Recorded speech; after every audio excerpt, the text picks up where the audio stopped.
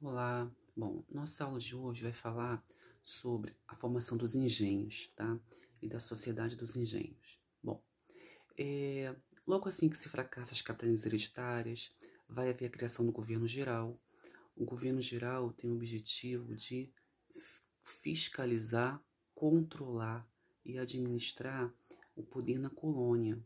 Ou seja, o governo geral ele vai se caracterizar como se fosse um braço do rei da metrópole aqui na colônia, tá?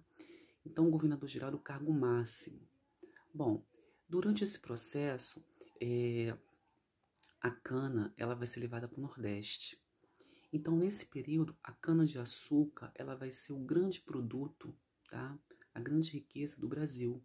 A primeira, vamos dizer assim, a segunda primeira grande riqueza que vai gerar um impacto comercial enorme, tá? E o Nordeste, ele passa a ser o centro dessa economia açucareira, tá? Salvador é a capital da colônia, essa principal cidade. O Recife vai ser uma cidade de destaque também, assim como Olinda. Então essas cidades vão ser os grandes portos, as grandes cidades dessa nova economia colonial. Bom, a sociedade colonial ela vai ser composta pelo senhor de engenho, que é o grande proprietário de terra, tá? E os escravos. Lembrando para vocês que a mão de obra indígena ela foi adotada no Brasil, porém ela fracassou devido justamente ao índio não ser resistente às doenças trazidas pelo homem branco, tá? Como a tifo, a sífilis, a gripe, a cárie, tá? A peste bubônica, que é a leptospirose. Então o índio não tinha resistência, então o índio acabava morrendo devido a essa questão. Já os negros, que já tiveram contato com os brancos, eles já tinham uma resistência maior. Bom, e a partir daí vai ser introduzida o trabalho negro escravo aqui no Brasil, tá? A escravidão negra é um dos processos mais danosos da história.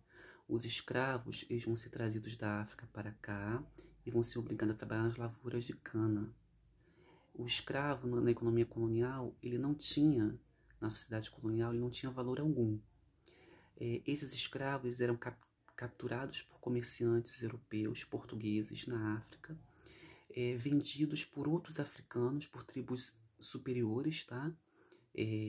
Na África havia escravidão doméstica, ou seja, a tribo superior dominava uma inferior.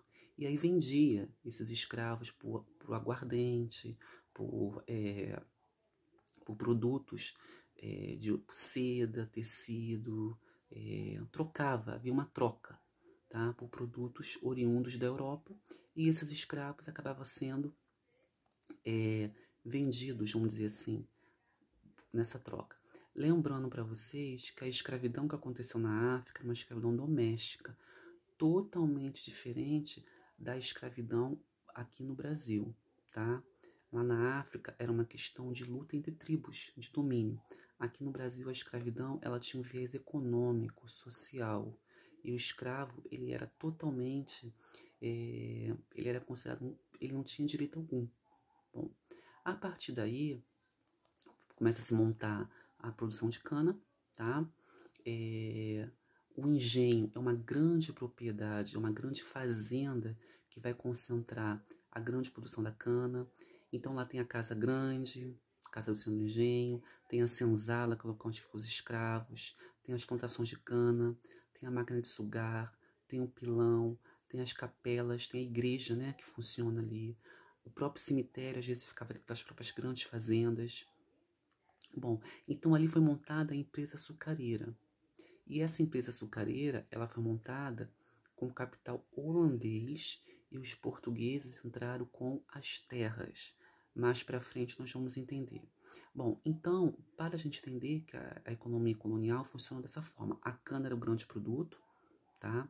O engenho era a grande propriedade e a sociedade estava dividida em escravos, a maior parte da população, senhores de engenhos, e um pequeno grupo ali, um pequeno grupo que ajudava a apoiar os senhores do engenho, como os capatazes, enfim, capitães do mato,